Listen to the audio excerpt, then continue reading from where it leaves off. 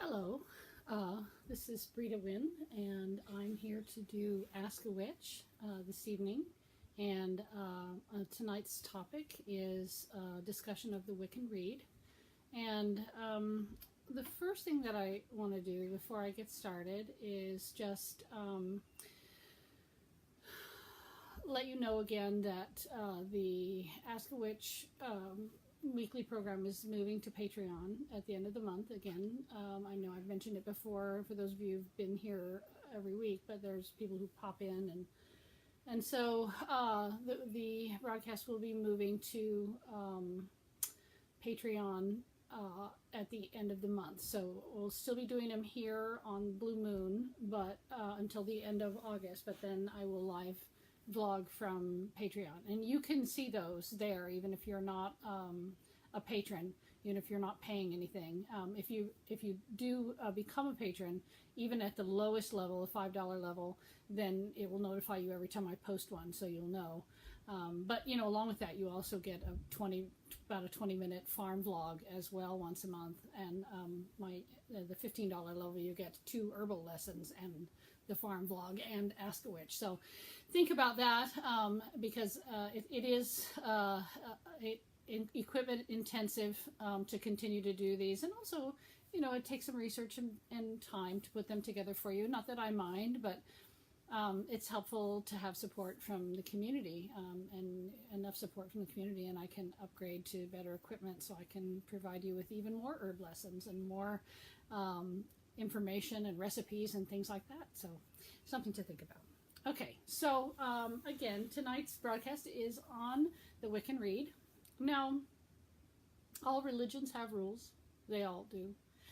Some of them have a lot of rules. I grew up as a Catholic, so we had 10 rules. That was the 10 Commandments, and those were interpreted in different ways depending upon what was going on in culture at the time, and also what the priest who was doing the lecturing thought about them. And that's true, I think, for any religion in terms of interpretation of the rules.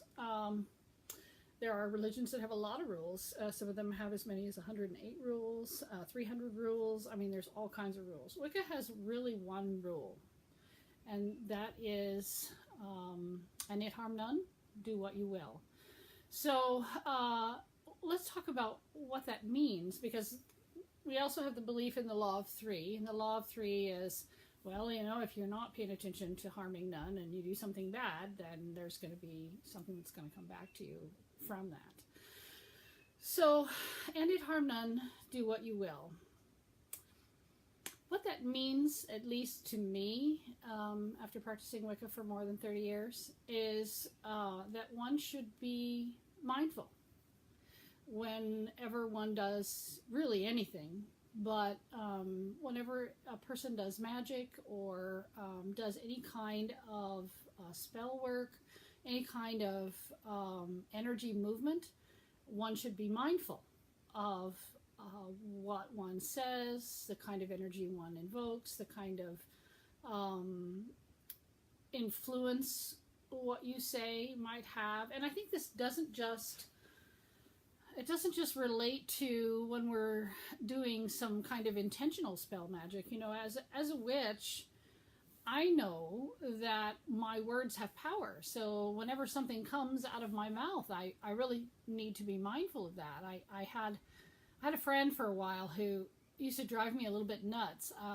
He was really a great, caring person and really meant well, but he'd always saw the downside to everything. And I remember at one point I was moving into this beautiful little cabin in the woods up in Camp Nelson,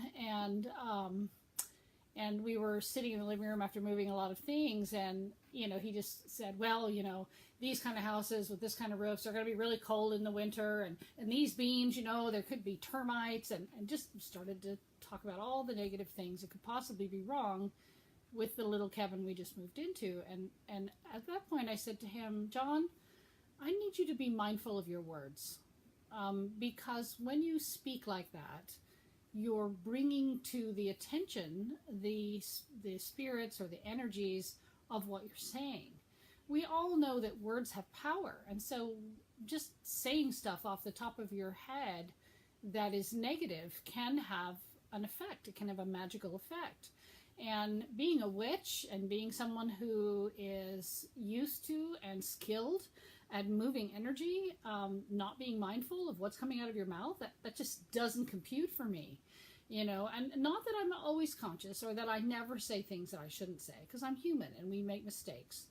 But the bottom line is this, is that whenever you speak, whatever you think about, whatever, kind of work you're doing does have ripples in the energetic world. And so when we say, and it harm none, do what you will, what we mean is think about the stuff you do, and is there anyone that what you're doing could harm?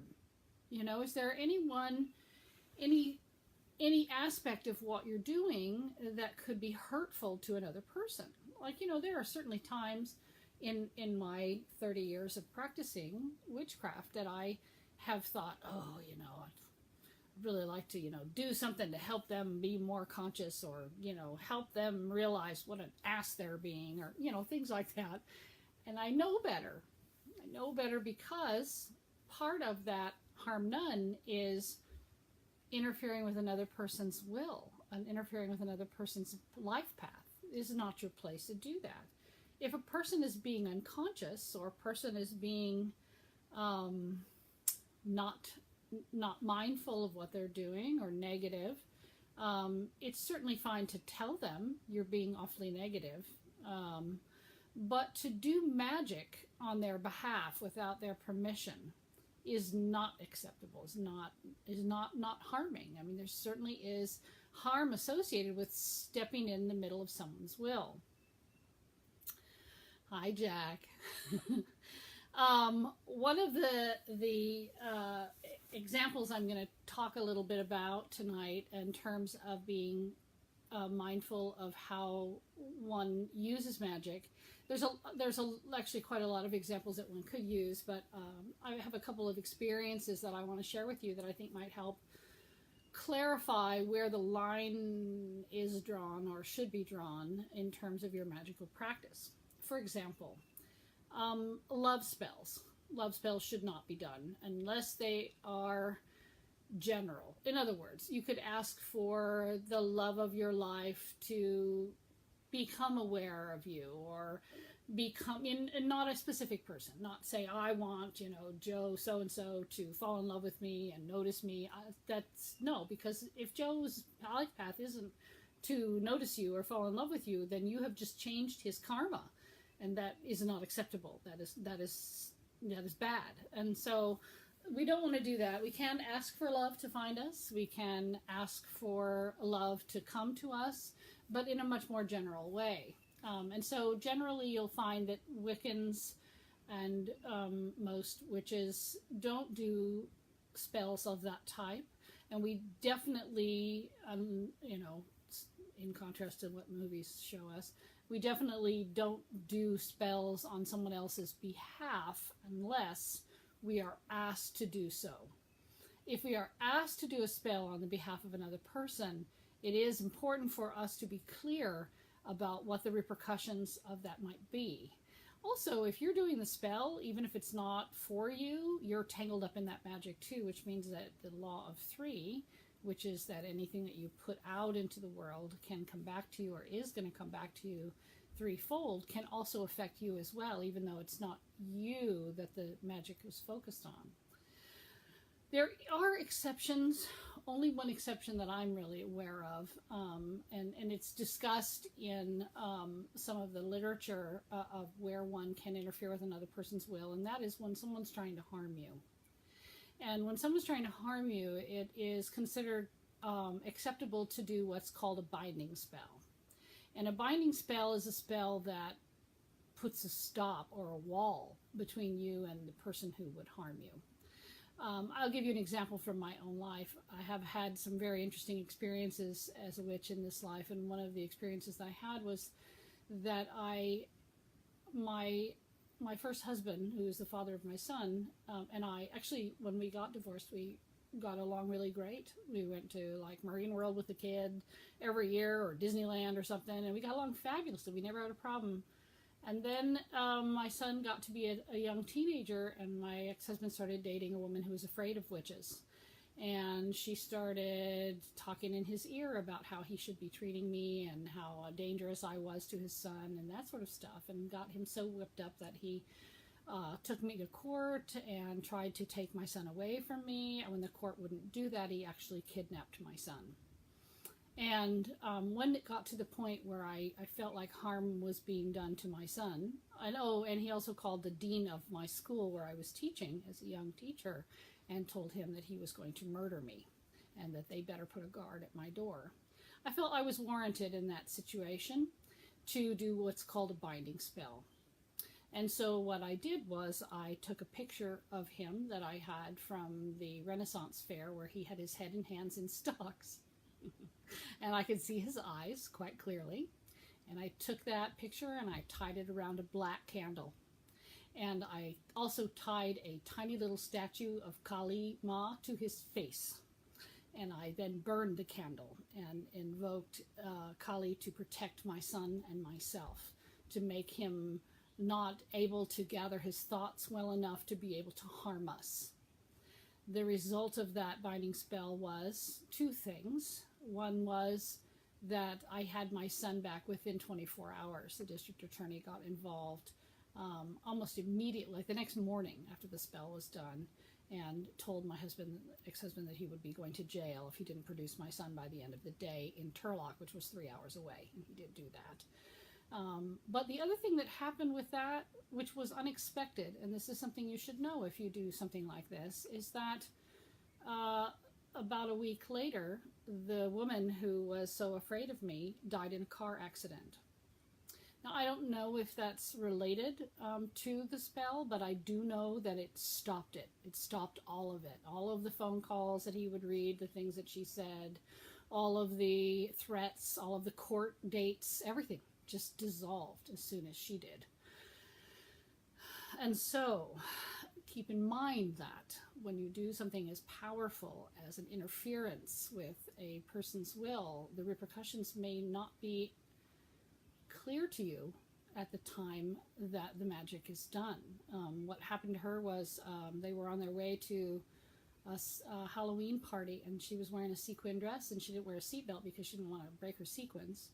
And they were driving through an area of the Tuolumne County area where there's a lot of roads wind around in the mountains, and they were in the car, and a big stag, jumped out in front of the car, and my ex-husband swerved, and the car rolled down the hill, and she passed away before the ambulance even arrived. So it was very sudden, very dramatic, and very soon after the spell was done, within a week. And so did I intend harm on her? No. In fact, she wasn't even the focus of the magic at all. But I can tell you that a binding spell is that powerful. And so, in my opinion, one should only do a binding spell when one's life is in danger. One's life or one's children's lives are in danger. And in that case, that was when it was used. And it really was a very scary time for us. My son then decided, after it was all over with, that he would come and live with his mother, because his mother was, obviously not crazy. So, that being said, I can tell you that when we say, and it harm none, do what you will, what we mean is, think about what you're doing. Lots of religions actually teach mindfulness.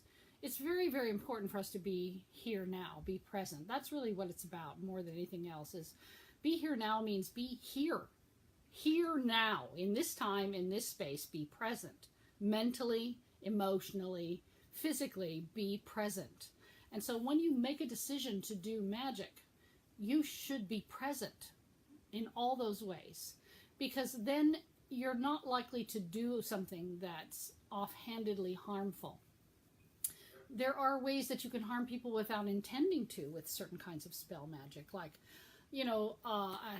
when I first started practicing 30 years ago, I had a young woman say, "Oh gosh, I wish I could just get a big inheritance or something. My money is so much trouble with all of that, and I owe so much money. Wouldn't it be great to just have some big chunk of money fall out of the sky, from some dead relative?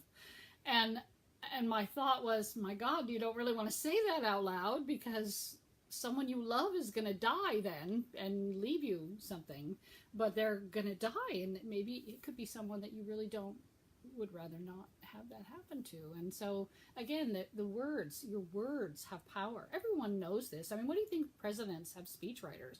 Because they know that their words have power, and they have to be careful what they say, because if they say anything that it could be harmful or be misconstrued as mean or racist or whatever, barring present company that's president, that these things can be used against them. Or if they promise something inadvertently, or say, I will blah blah blah, and they don't, that can be held against them. So words have a lot of power. Historically, we understand that words have power. So when we do spell magic and we use words and we use magic together, we need to be really clear on what it is that we are trying to accomplish. If in order to get a big chunk of money someone has to die, I think we want to maybe think about how we want to word that. Like if you need help financially, then you want to be careful about how you appeal for that help.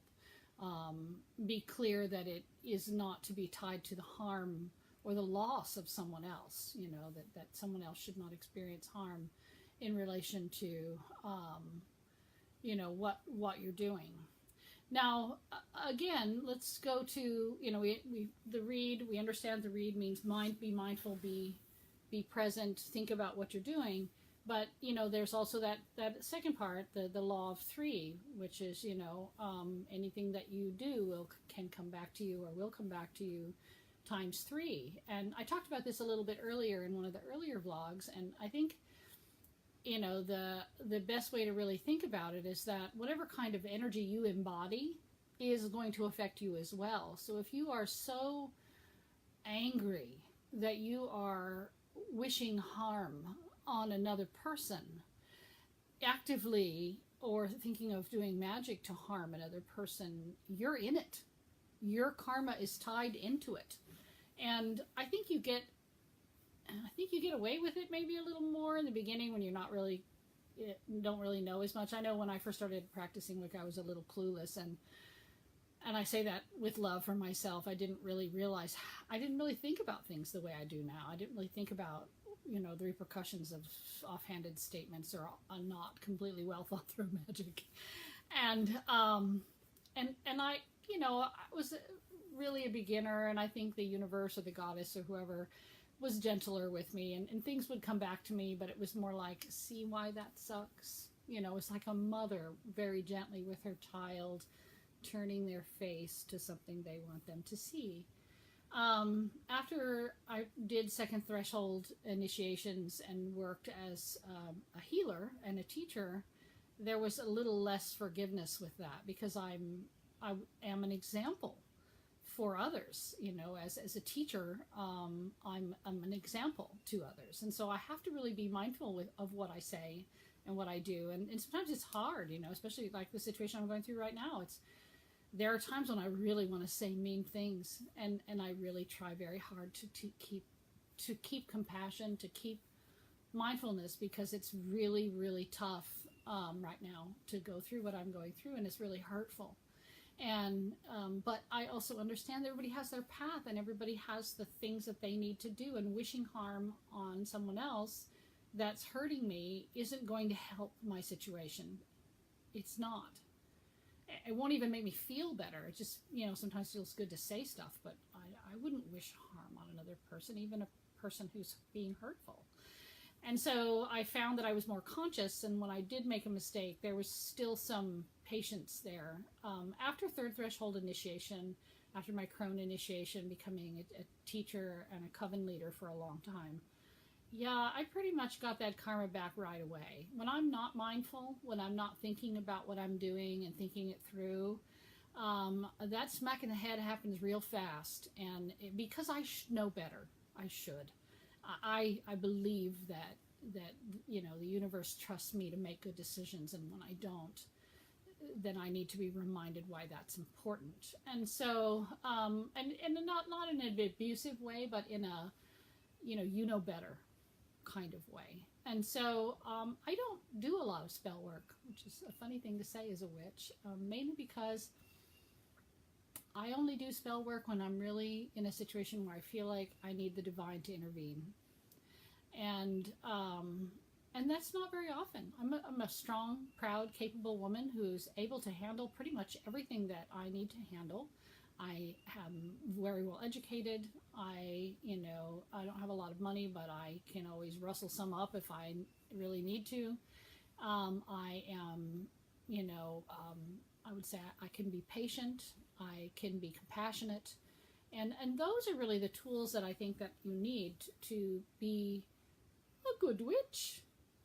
You don't need to do a lot of spell work. Now, I do some on occasion. I would say I probably do 2 or 3 spells a year.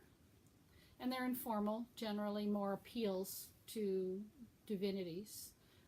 Patron goddesses that I've worked with for many, many decades. Kali Ma is one of them.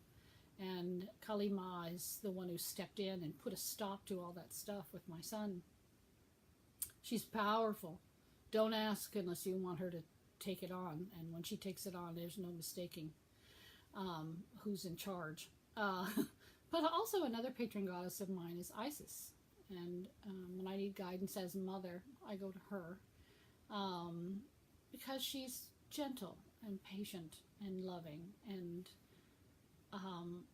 compassionate, And so most of the time what I do is as a practicing witch is thankfulness. I do things to say thank you to nature, to the animals that I eat, to the trees for their shade and their beauty and their air, to the soil for my food. Each Sabbath is really devoted to being thankful for me. I don't generally do magical spells during those times. And because I think that if you give, then when you need, the spirits will be there for you. If you are asking, and you never give back, then I think your power may be diminished. So I have a comment from Jack. I'm always very leery of witches who use magic way too much, especially binding spells. Right. Yes, I've used a binding spell one time. One time in 30 years, and only to defend myself and my son from insanity, basically insanity. And as I discussed earlier, the repercussions of that were quite dramatic. And so I think that a binding spell isn't trying to kill you. I think a binding spell is warranted. Because your life is not less important than the life of the one who would harm you. But your life is equally important. Their life is equally important in a case of what their path in life is. Now, you don't have to let their path in life be killing you, but their path in life to choose a love, that you should not interfere with. Their path in life to learn lessons or do whatever it is that they need to do or learn, that's not your place. Your place is to, I would say, integrate into the cycles of life, to be one with nature, to be one with divinity, and to seek always to be compassionate, to be kind, to be patient with others, to give them the time that they need to come to their own realizations, rather than trying to, I think way too many witches have opinions about how other people walk their path and feel like they have to interfere. And that to me is not harm none. Now, some people take this very far and take it to the level of not eating animals because they're harming them if they eat them. And I'm sorry, I not because I'm a carnivore, because I'm not, I wouldn't say I'm really a carnivore, I'm an omnivore. I eat a lot of everything. I love all kinds of food. But do lions feel guilty or like they're harming some other creature when they eat a zebra? I mean, we're closely related to chimpanzees. Chimpanzees eat meat. We eat meat. We have a single stomach. We're evolved for the consumption of an omnivorous diet. And it's not harm to eat animals unless you are mean to them. In other words, one of the reasons why I started raising my own meat is because I felt like it was really important, if I was going to eat an animal, take the life of another being to feed myself, that I need to be responsible for that I need to make sure that those animals are loved and named and cared for and comfortable and given the best food and the best bedding and the best life experience they can have while they live. Because they are here for the relationship that we have. I mean, we at the top of the heap of animals, we don't have really any predators. And so we can be real imperial and say, well, we're too good to, and, too enlightened to, or whatever. No, we are animals and we have to eat. And is a carrot less harm than a zebra? I mean, I'm sorry, a carrot is also alive. Just because it's not talking to you or mooing does not mean that it doesn't feel pain. It doesn't mean that it isn't a living being that you're taking for your own sustenance. It's not different. That is what life is on Earth. Life on Earth is the cycle of consumption of other life to survive. It has always been thus. And so that is not harm. That is life. And we have to remember that this is a nature religion. And nature consumes other life and recycles it into energy or soil or whatever else. And so when we talk about harming, we need to be careful about what exactly is the context of that. I don't feel like there's any justification for the abuse of animals. I don't feel like there's any justification for the callousness, that people feel towards animals. People who harm pets like dogs and cats, but even pigs that are kept in rolly cages so they stay tender, or cattle who are in feedlots, not acceptable. That is harm. But eating a cow is not harm, it's life. And so when we say harm none, what we mean is be conscious. Be conscious of everything you do, everything you say, everything you ask for, every interaction, as much as you can. Be conscious. I really feel like it's really the only rule you need.